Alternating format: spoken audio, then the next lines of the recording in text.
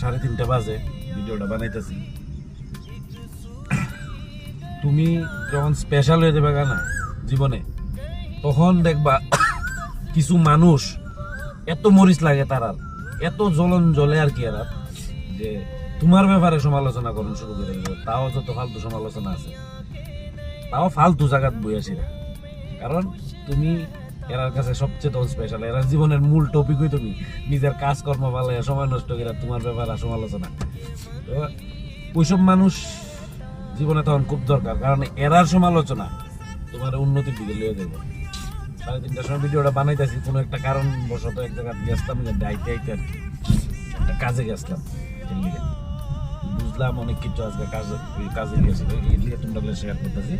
যে সমালোচনা যখন মানুষ করে, তার মানে তুমি স্পেশাল, আর এরা কোনো কিছু করতে পারতেছে না জীবনে, এই কারণে তোমার করতেছে। সুতরাং এসব লোকের দরকার। Good morning.